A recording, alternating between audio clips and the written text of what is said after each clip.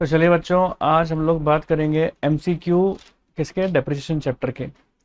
MCQ या फिर objective type questions, वो सारे क्वेश्चंस ही अपन जो आपके एग्जाम्स में आते हैं वो सारे अपन आज डिस्कस करने जा रहे हैं। तो चलो नोट डाउन करो। पहला ऑब्जेक्टिव क्वेश्चंस ही करा रहा हूँ। सबसे पहले मैं हेडिंग डाल दो ऑब्जेक्टिव क्वेश्चंस। ठीक है, और चैप्टर है हमारा कौन सा, डेप्रिसिएशन। इसमें सबसे पहले अपन बात करेंगे फिल अप द ब्लैंक्स वाले क्वेश्चंस की।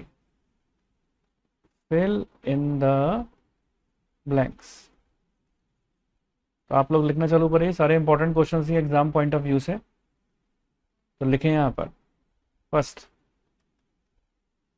depreciation is decline in the value of, depreciation is decline in the value of, किसकी वैल्यू में डिक्लाइन हो जाता है डेप्रिसिएशन से? ऑब्वियस सी बात है, आंसर क्या आ जाएगा इसका, किस मतलब ऑब्वियस सी बात है, डेप्रिसिएशन अपन लगाते हैं तो किसकी वैल्यू में कमी आती है? एसेट्स की वैल्यू में। आंसर लिखें इसका एसेट्स। नंबर दो, फिर लिखो the amount of depreciation means, the amount of depreciation, the amount of depreciation remains same, remains same under dash method. ऐसा कौन सा मेथड है जिसके अंदर अमाउंट ऑफ डेप्रिसिएशन हर एक ईयर के अंदर सेम रहता है? तो उम्मीद करता हूँ सभी बच्चों को पता होगा, स्ट्रेट लाइन मेथड। कौन सा मेथड? Straight line. ठीक है, चलिए point number 3, discarding the old machinery, discarding the old machinery। ठीक है, due to the new invention is called, due to the new invention,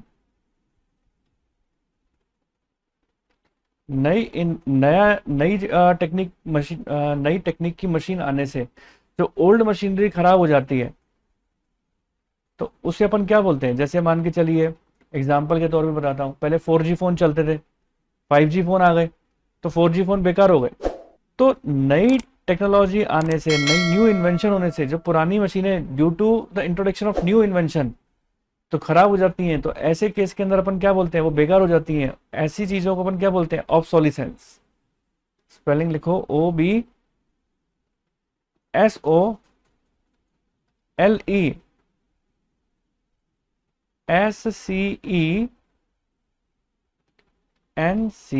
obsolescence. ठीक है, चलिए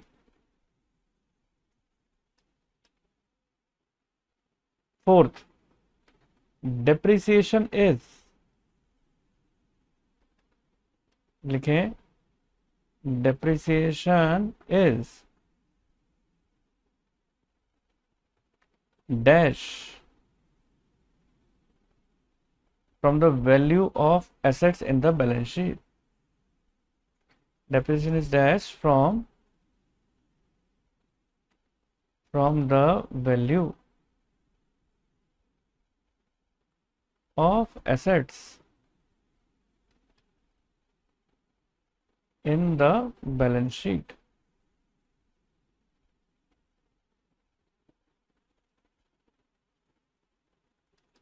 ठीक है, फोर्थ नंबर का ही। तो देखो क्या बोल रहा है फोर्थ नंबर का, depreciation is dash from the value of assets in the balance sheet. तो डेप्रिसिएशन को क्या करते हैं अपन? बैलेंस शीट के अंदर एसेट्स की वैल्यू में से माइनस कर देते हैं ना, तो उसको क्या बोलोगे, डिडक्टेड। आंसर क्या आएगा, depreciation is deducted from the value of assets in the balance sheet. चलिए अब आता है पॉइंट नंबर 5। ठीक है, लिखना शुरू करो पॉइंट नंबर 5 के बारे में। लिखो, depreciation is provided on, depreciation is provided on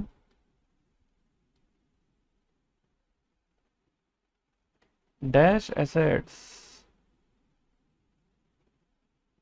ठीक है,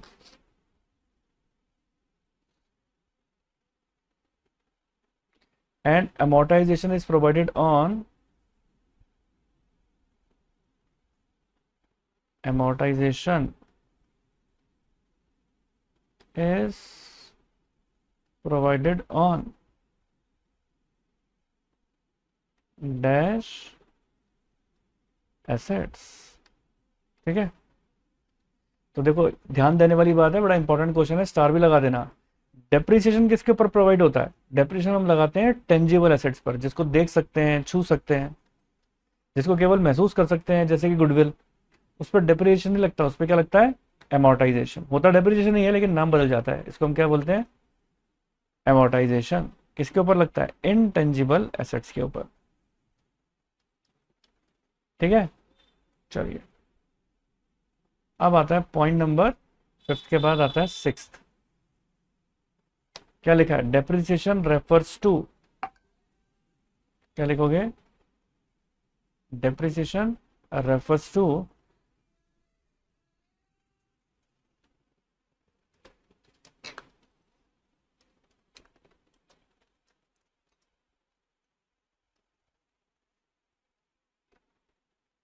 ठीक है, depreciation refers to dash in the value of fixed assets.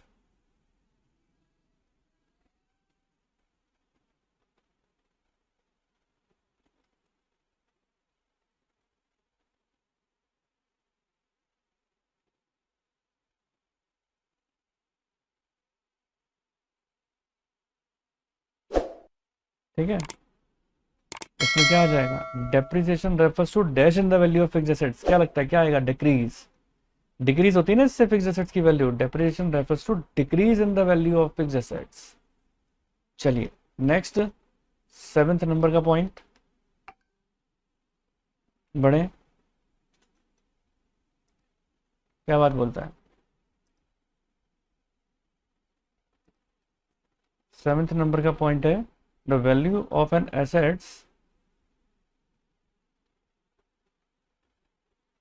the value of an assets, साथ साथ लिखते चले जाना मेरे।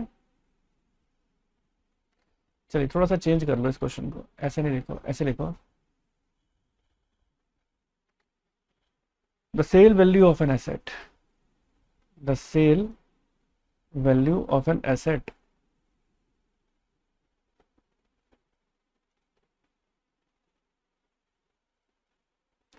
ठीक है ना, after it becomes useless, after it becomes useless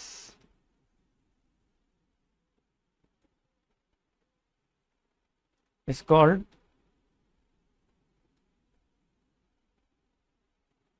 dash, the sale value of assets after it become useless is called dash। देखो जब हम जैसे एसेट है, उसकी एस्टिमेटेड लाइफ है 4 साल, मे बी पॉसिबल 5 साल, है ना, 4 या 5 साल बाद अगर कोई भी एसेट यूजलेस हो जाती है 4 या 5 साल बाद, तो ऑब्वियस सी बात है हम उसको किसको बेच देते हैं, कबाड़ी के भाव बेच देते हैं। ऐसे ही होता है ना, कोई भी एसेट को जैसे आपने 4 साल यूज़ किया, 5 साल यूज़ किया, उसके बाद अपन उसको क्या काम कर देते हैं, स्क्रैप में बेच देते हैं। तो कोई भी एसेट को जब अपन स्क्रैप में बेचते हैं यूजलेस होने के बाद, तो उस वैल्यू को हम क्या बोलते हैं, स्क्रैप वैल्यू या फिर स्क्रैप वैल्यू और रेसिडुअल वैल्यू, रेसिडुअल वैल्यू। ठीक है, क्या बोलोगे, या तो बोलोगे स्क्रैप वैल्यू या क्या बोलोगे, रेसिडुअल वैल्यू। आगे लिखें, एट्थ लिखें, the depreciated value, the depreciated value after 2 years, ठीक है, of an assets, the depreciated value after 2 year of an assets costing rupees 20,000 depreciated at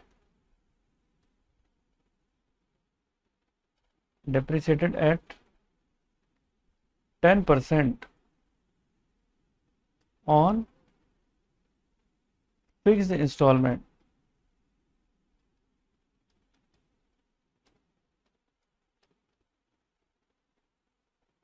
fixed installment method is rupees dash, and on reducing balance method is, and on reducing balance method is rupees dash. तो क्या कहना चाहते हैं, देखो इसके अंदर, the depreciated value after 2 year of an assets. मान के चलो इसको, देखो सॉल्यूशन यहाँ पे कर लेते हैं। आपकी एसेट्स की जो कीमत है वो कितनी है, 20,000 लेस डेप्रिसिएशन। 20,000 का 10% निकालें,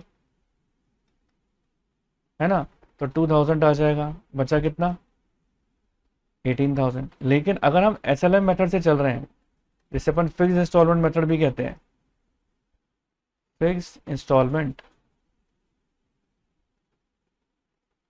तो पहले साल का डेप्रिसिएशन तो ये हुआ, सेकेंड ईयर का क्या हो जाएगा, less depreciation.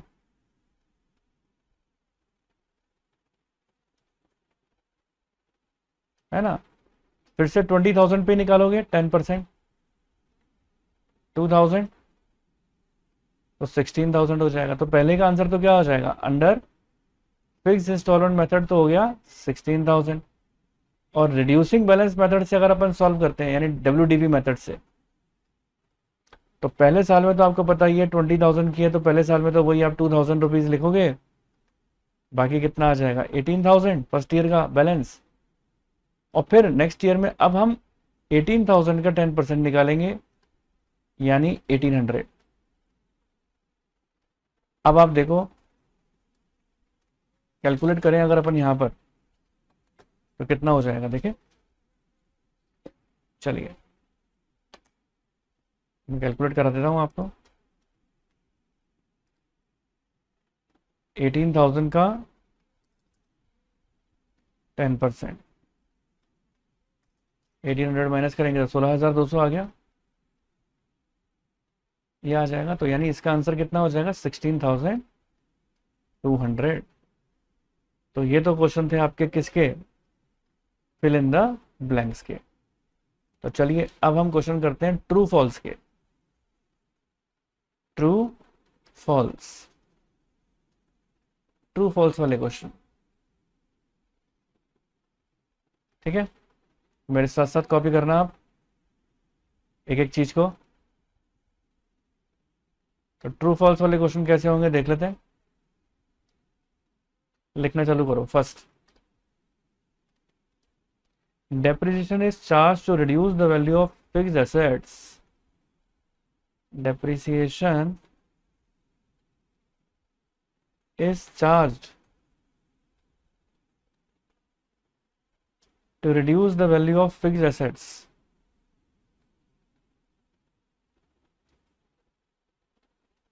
To reduce the value of assets.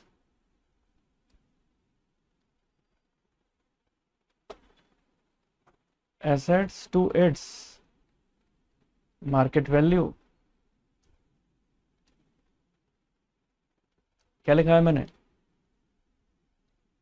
लिखवाया depreciation is charge to reduce the value of assets to its market value. क्या हम डेप्रिसिएशन को रिड्यूस करते हैं, मतलब फिक्स एसेट्स को हम रिड्यूस करते हैं डेप्रिसिएशन लगा के कहाँ तक रिड्यूस करते हैं, उसकी मार्केट वैल्यू तक? नहीं नहीं नहीं, चाहे जीरो ही क्यों ना हो जाए, रेगुलर बेसिस पर हम उस पर डेप्रिसिएशन हर साल लगाते ही रहते हैं। तो reduce the value to its market value, ये कहना सरासर फॉल्स है, फॉल्स है, फॉल्स है। ठीक है, तो फर्स्ट तो हमारा निकला false.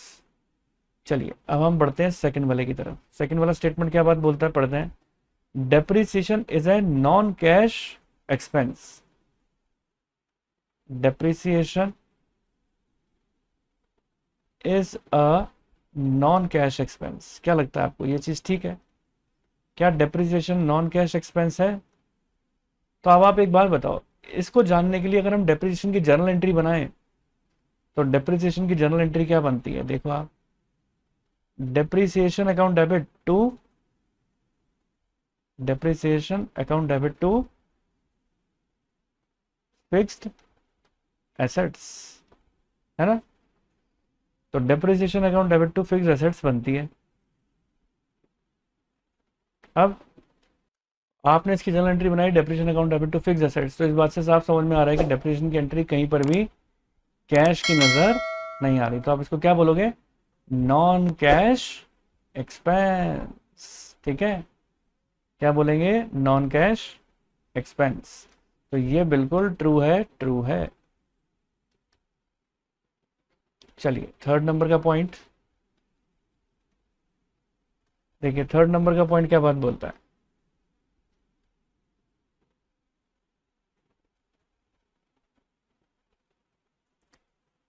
Discarding the old machinery due to new invention is called, sorry नहीं नहीं नहीं, थर्ड नंबर का ट्रू फॉल्स वाला लिखना है ना, लिखो। डेप्रिसिएशन, लिखें depreciation must be charged, must be charged so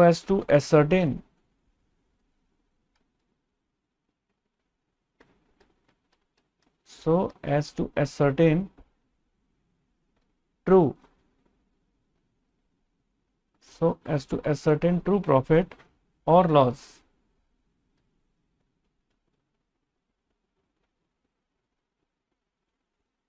of the business,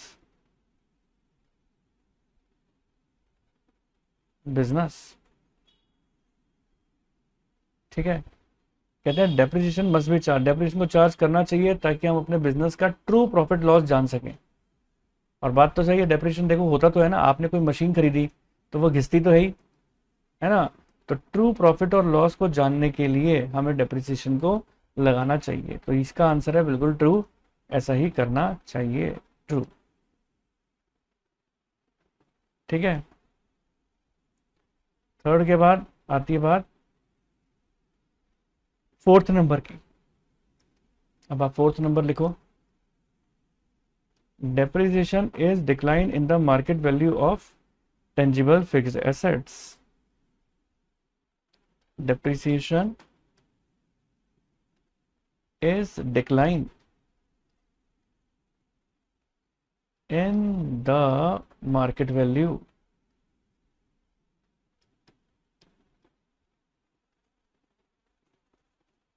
of tangible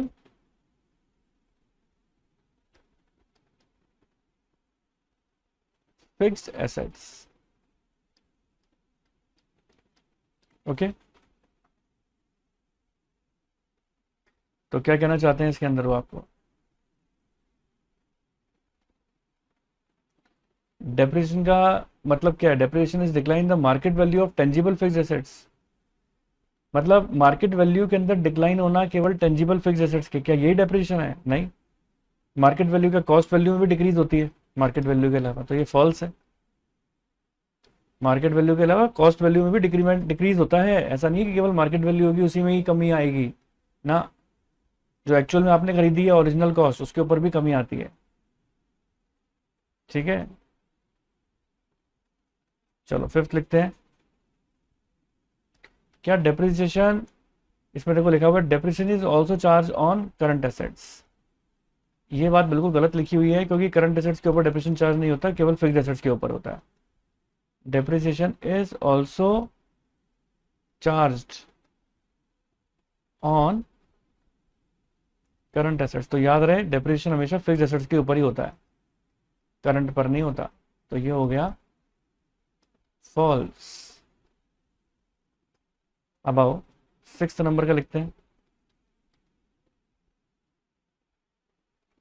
अब डेप्रिसिएशन हम क्यों लगाते हैं पता है? हर साल डेप्रिसिएशन लगाकर, जैसे मान लो 10,000 की मशीन है, पहले आप इसका स्टेटमेंट लिखो फिर समझाता हूं। Depreciation provides fund for replacement, fund for replacement, ये बिल्कुल करेक्ट स्टेटमेंट है। उसके पीछे कारण क्या है मैं आपको समझाता हूं। ट्रू लिख दो पहले यहाँ पे। अब देखो इसके पीछे कारण क्या है, बात को समझना। आपने 10,000 की मशीन खरीदी, 5 साल का डेप्रिसिएशन है, 5 साल तक हम हर साल 2-2 हज़ार रुपये का डेप्रिसिएशन लगाएंगे, यानी 2-2 हज़ार रुपये अलग करते जाएंगे। और 5 साल बाद हमारे पास कितने पैसे इकट्ठे हो जाएंगे? हमारे पास 10,000 रुपये इकट्ठे हो जाएंगे, ताकि हम उसकी एक नई मशीन खरीद सकें। वही 10,000 रुपये इन्वेस्ट करके हम एक नई मशीन ले आएंगे। तो अगर ये बहुत बोला जाए depreciation provides funds for replacement, तो ये बिल्कुल करेक्ट स्टेटमेंट है। आगे आए, लिखें सेवेंथ वाला point. Under the written down value method, under the written down value method,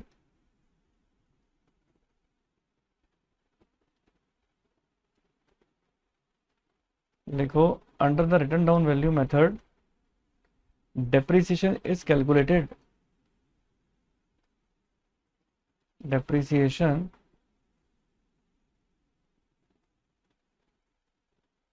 is calculated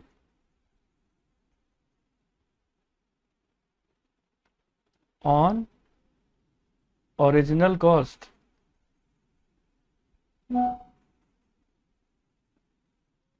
depreciation is calculated on original cost।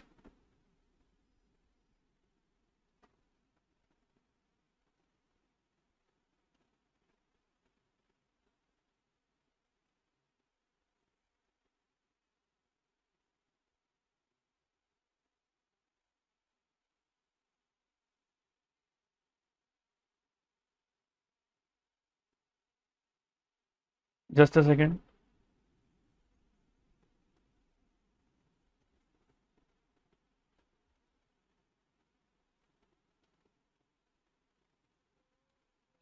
Under the written down value method depreciation is calculated on original cost of assets। अब आप खुद बताएं, अब आप लोगों को अगर depreciation आता है तो आप लोगों ने देखा होगा WDV मेथड होता है, उसमें ओरिजिनल कॉस्ट पे थोड़ा निकालते हैं डेप्रिसिएशन। डेप्रिसिएशन तो हम उसके ऊपर अमाउंट पे निकालते हैं ना, जो हमारी ओरिजिनल कॉस्ट होती है ओरिजिनल कॉस्ट मेथड पे। तो ये फॉल्स हो जाएगा। अब नाइन्थ नंबर के पॉइंट पर आ जाओ। Ninth, if adequate maintenance, if adequate maintenance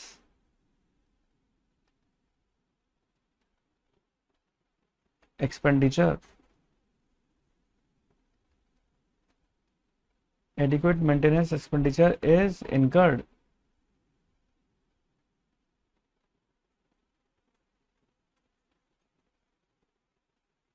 depreciation need not be charged।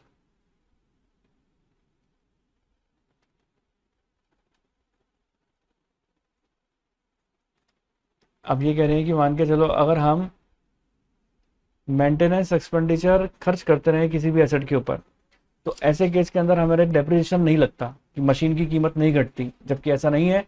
चाहे आप एडिक्वेट मेंटेनेंस के ऊपर भी पैसा खर्च करेंगे, उसके बावजूद भी डेप्रिसिएशन तो लगेगा। डेप्रिसिएशन को लगने से कोई नहीं रोक सकता, चाहे आप एडिक्वेट खर्चा करें मेंटेनेंस के ऊपर चाहे नहीं करें, डेप्रिसिएशन तो लग के ही रहेगा। ठीक है जी, चलिए यहां तक बात समझ में आ गई सभी बच्चों को। अब हम करेंगे इसके मल्टीपल चॉइस क्वेश्चन यानी MCQ। चलिए MCQ हेडिंग डाल दो, लिखो question number 1।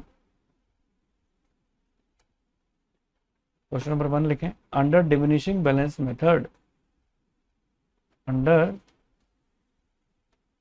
Diminishing balance method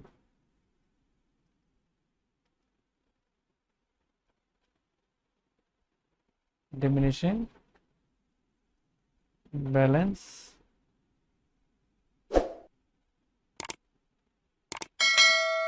method depreciation is charged on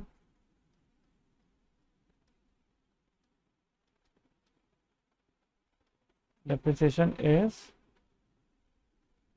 charged on dash of the assets of the fixed assets। बस डिमिनिशिंग बैलेंस मेथड के अंदर 4 ऑप्शन आपको दे रखे हैं, किसके ऊपर डेप्रिसिएशन हम चार्ज करते हैं। पहला ओरिजिनल कॉस्ट, ठीक है। दूसरा स्क्रैप वैल्यू, साथ साथ लिखते जाना, ये सारे सारे इंपॉर्टेंट MCQ हैं ये। सी मार्केट वैल्यू, है ना, और डी रिटर्न डाउन वैल्यू। तो देखो डिमिनिशिंग बैलेंस मेथड के अंदर तो WDV यानी रिटर्न डाउन वैल्यू के ऊपर ही तो कैलकुलेट करते हो आप, लिख लो यहाँ पर रिटर्न डाउन वैल्यू। ठीक है, चलिए नेक्स्ट वाला क्वेश्चन लिखें अब आप। Question 2, the main objective of providing depreciation is, the main objective of providing depreciation is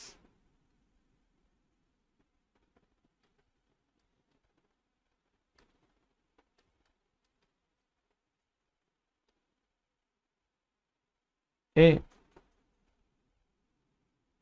to ascertain the true profit or loss, to ascertain true profit or loss। B, next क्या है हमारा, to ascertain correct cost of production.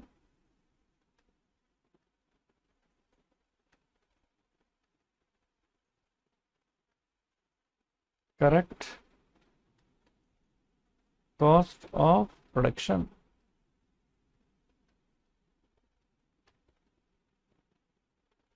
C, to provide fund for replacement of assets, to provide funds for replacement of assets, to provide fund for replacement of assets।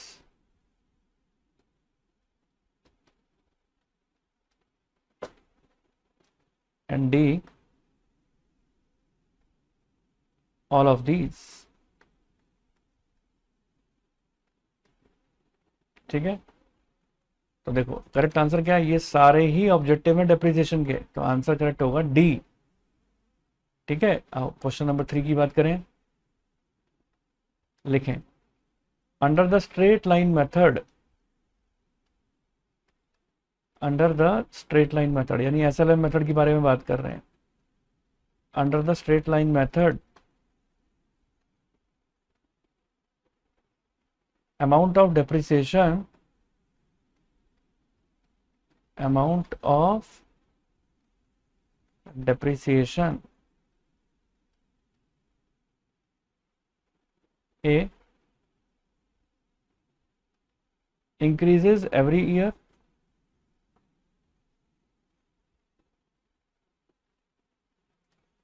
क्या straight line method के अंदर depreciation हर साल बढ़ता है हमारा? Point number B, क्या हर साल decrease होता है? Decreases every year. जैसे मैंने अभी आपको पहले भी इसका एग्जांपल कराया था, आपने 2 लाख रुपए की मशीन खरीदी और 20,000 रुपए का मान लो 10% का डेप्रिसिएशन आया उसके ऊपर, तो हर साल सेम डेप्रिसिएशन लगेगा। तो डेप्रिसिएशन का अमाउंट क्या सेम रहता है, क्या इंक्रीज होता है, डिक्रीज होता है? सी पॉइंट सेम का ही है। सेम मतलब constant, is constant every year. हालांकि अब तक तो आंसर आप लोगों को पता लग गए होंगे। फटाफट से चैट बॉक्स में अपने आंसर लिख के देते रहो, जिन बच्चों को समझ में आ गया है कि हाँ कि इसका आंसर सर यही होना चाहिए, नन ऑफ दीज। ठीक है, तो जिन बच्चों ने कहा कि sir constant is constant every year, तो उन्होंने बिल्कुल सही कहा है। बढ़ते हैं आगे, कांस्टेंट, तो आंसर होगा इसका सी। चलिए क्वेश्चन नंबर 4, एमसीक्यू का क्वेश्चन नंबर 4 पर आ जाओ। Depreciation is not charge on, depreciation is not charged on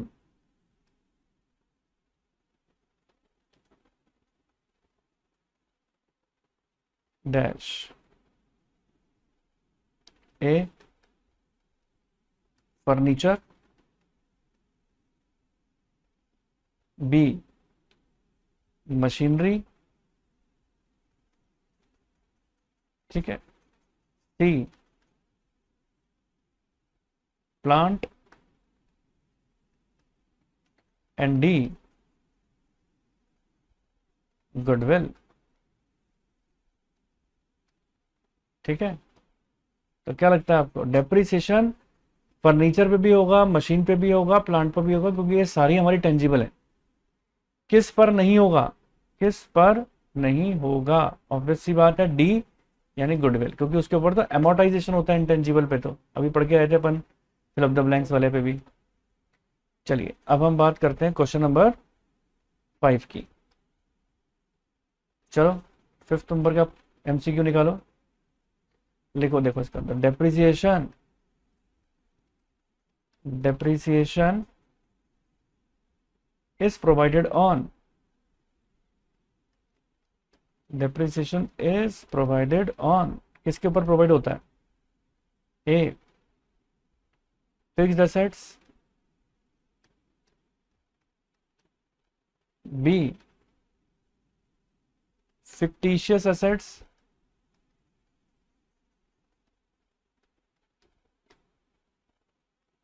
C current assets, and D intangible assets। intangible assets पर तो क्या होता है? amortization होता है, तो इसका मतलब डेप्रिसिएशन किसके ऊपर चार्ज होता है? फिक्स्ड एसेट्स के ऊपर। चलिए क्वेश्चन नंबर 6 पर आ जाओ। अब depreciation arises due to,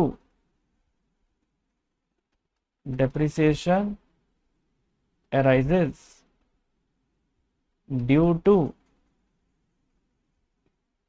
A, depreciation किस वजह से अराइज होता है? ऑब्सोलिसेंस,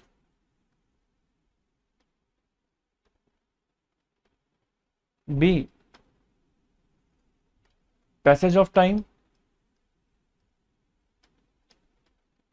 टाइम निकल जाता है इस वजह से डेप्रिसिएशन होता है, यानी पास हो गया टाइम, उस वजह से होता है, या सी होगा सी पॉइंट, या सी कांस्टेंट यूज ऑफ एसेट्स। देखो ये सारे ही कारण लिख रहे हैं मुझे तो, कि ऑब्सोलेसेंस की वजह से भी होता है, पैसेज ऑफ टाइम की वजह से भी होता है ना, और कांस्टेंट यूज ऑफ एसेट्स की वजह से भी होता है, और डी, हालांकि बहुत सारे बच्चों को पता लगी गया होगा कि इसमें ऑल ऑफ दीज आएगा, इसका आंसर भी क्या होना चाहिए? All of these. 7th number पर अब आ जाओ, अब आप, है ना, लिखो on purchase of machine, on purchase of machinery, amount spent on its carriage, amount spent on its carriage,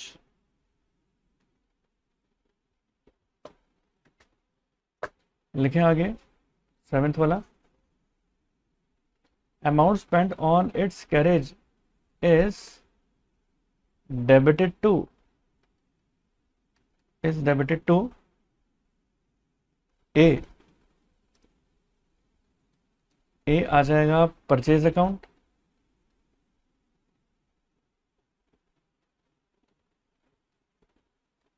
B carriage account,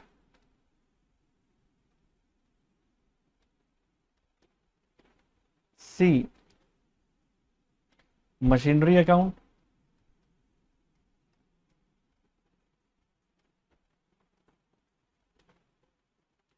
D installation expenses account.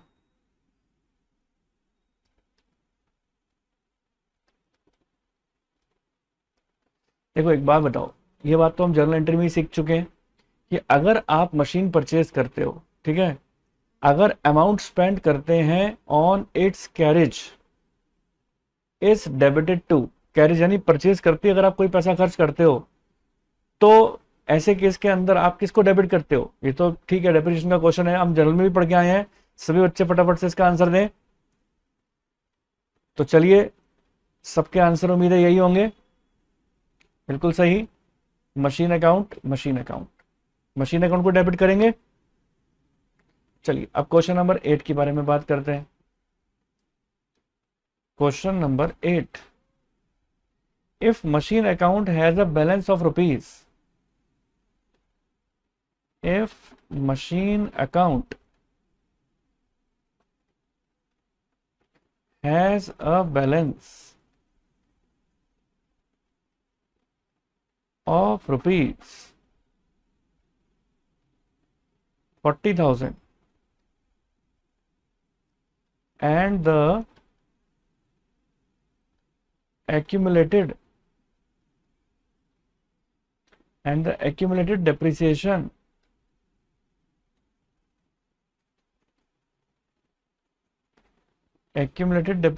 account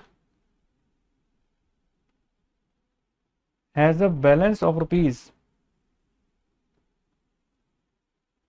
18,500. The book value of the machine is, the book value of the machine is, अब देखो इसको solve करेंगे। Machine account has a balance of rupees 4 lakh, मान के चलो अगर machine का balance 4 lakh rupees है, पहले एक काम करते हैं, ऑप्शन लिख लेते हैं, 4 option, 21,500, B 40,000, C rupees 18,500, D rupees 58,500।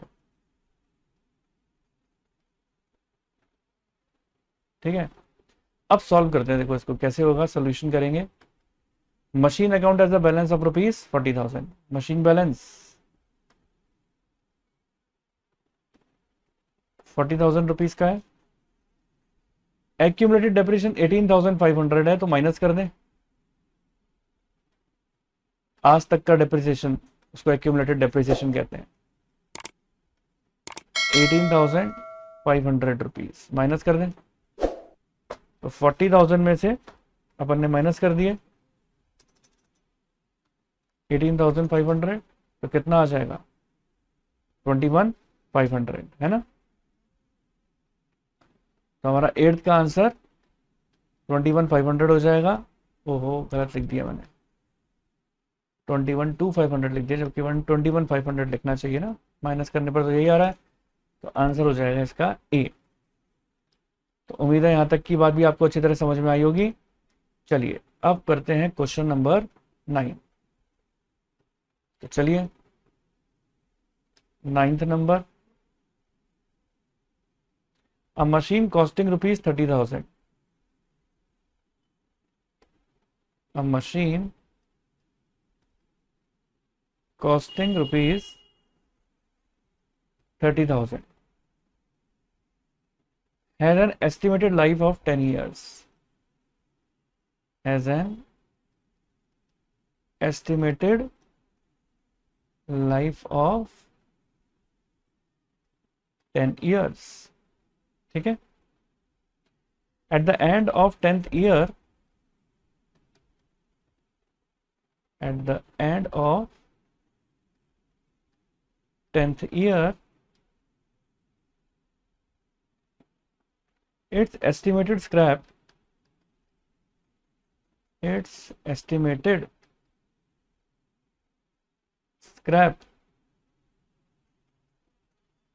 value is estimated scrap value is ₹5,000। The annual depreciation would be, the annual depreciation would be, अब आप देखें कौन कौन से आ जाएंगे इसमें। ए ₹3,300, बी, तो चलिए बच्चों आगे देखें। 3,300 लिख दिया अब आपने, इसका लिखें 3,000, इसका आ जाएगा सी में 3,500 और डी में क्या आ जाएगा 2,500। अब देखो आप, a machine costing ₹30,000 as an estimated life 10 years, है ना, और स्क्रैप वैल्यू 5 है। तो अपन कैसे करते हैं इसको, अगर आपको याद हो तो हमने फॉर्मूला लगाया था स्ट्रेट लाइन मेथड का, original cost minus scrap value divided by estimated life. Okay, तो ओरिजिनल कॉस्ट है इसकी 30,000, स्क्रैप वैल्यू है 5,000 अपॉन एस्टिमेटेड लाइफ 10, है ना। तो 25,000 डिवाइडेड बाय 10, इसका मतलब हुआ 2,500। तो आंसर इसका क्या हो जाएगा डी 2,500। चलिए अब बात करते हैं क्वेश्चन नंबर 10 की। तो मेरे साथ साथ आप लोग क्वेश्चन नंबर 10 भी नोट डाउन करो। देखो, an asset was purchase for ₹50,000, an assets, देखो देखो, an assets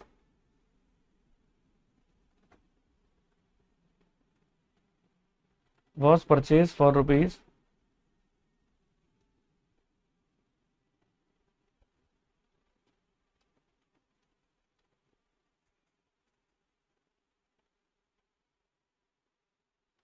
50,000,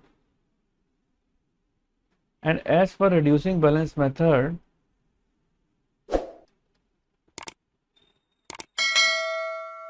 as per reducing balance method, 20% depreciation is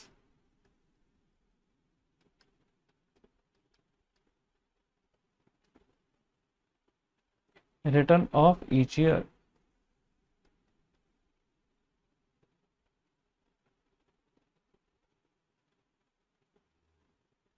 each year, आगे लिखो, what is the value of assets,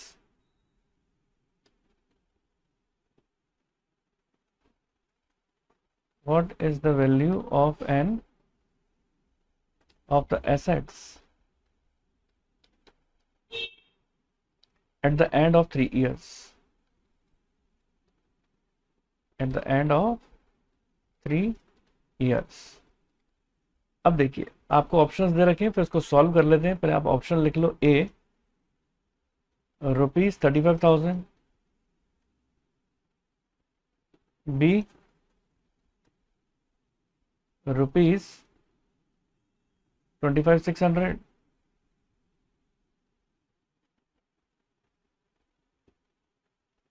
सी ₹40,000 और डी ₹32,000। वो बोल रहे हैं कि आपको बताना क्या है क्वेश्चन के अंदर, what is the value of assets at the end of 3 years। Return down value method पे लग रहा है 20%, रिड्यूसिंग बैलेंस मेथड जिसे अपन बोलते हैं। तो 50,000 का है, 20% का डिप्रिसिएशन है, तो आप इसको ऐसे निकाल लो। 50,000 का था कॉस्ट लेस डिप्रिसिएशन 20%। 50,000 का 20% निकाला, 10,000 आ गया, कितना निकाला 40,000। अब 40,000 का 10% निकालोगे, सेकेंड ईयर का डिप्रिसिएशन 8,000 आ जाएगा 32,000। और इस 32,000 का फिर से 20% निकालेंगे तो कितना आ जाएगा हमारे पास, आओ करके देखते हैं नीचे। 32,000 इंटू 20 डिवाइडेड बाई 100, 6400। 6400 लेस करेंगे और नेट अमाउंट कितना आ जाएगा, 32,000 माइनस 6400, यह आ जाएगा 25,600। तो इसका करेक्ट आंसर क्या होना चाहिए, 25,600। ठीक है जी। तो उम्मीद है सभी बच्चों को क्लियर हो गया होगा 25,600 कैसे आया क्वेश्चन नंबर 10 का। चलिए नेक्स्ट देखें। नेक्स्ट है हमारे पास क्वेश्चन नंबर 11। चलिए क्वेश्चन नंबर 11 को नोट डाउन करो। The book value of a machine is ₹5,000। The book value of a machine is ₹5,000। 3 years later, 3 years later, the book value is rupees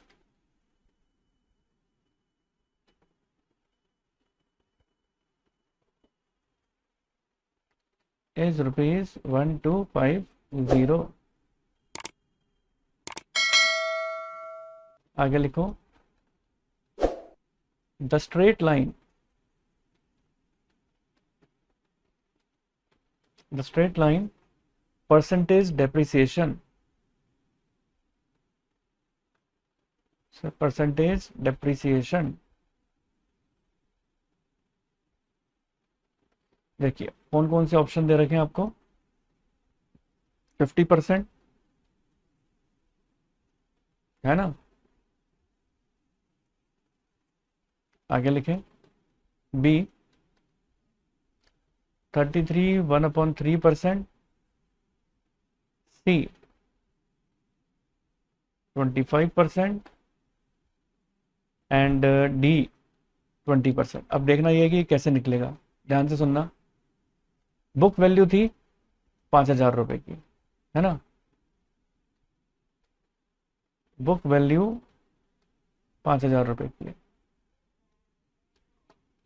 return down value कितनी है, ठीक है ना, 3 years letter. क्या लिखो, 3 year letter,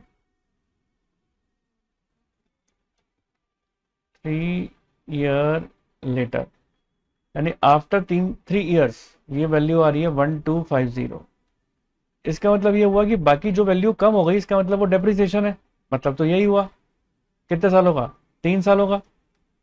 depreciation for 3 year, minus करके देखें। चलो 5,000 -1250, तो ये आ गया 3750, है ना। तो अब आप देखो 3750 डिवाइडेड बाय 3 कर दो, आपको पता लग जाएगा कि एक साल का डेप्रिसिएशन कितना है, 1250। अब आप निकालो परसेंटेज। अब आपको पता लग गया कि एक साल का डेप्रिसिएशन है 1250, depreciation for 1 year.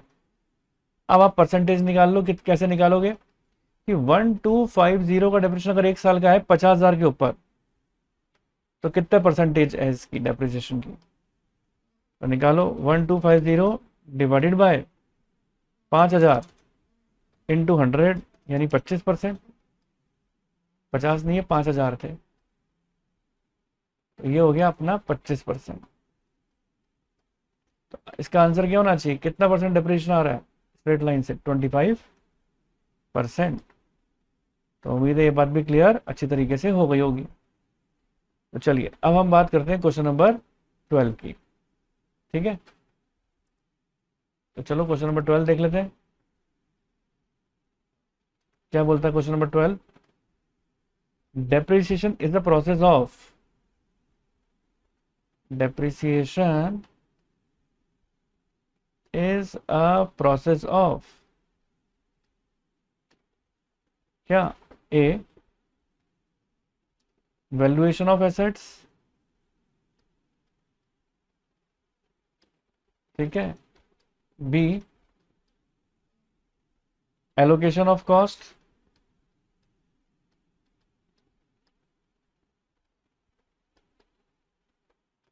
C both A and B, और D none of above, ठीक है।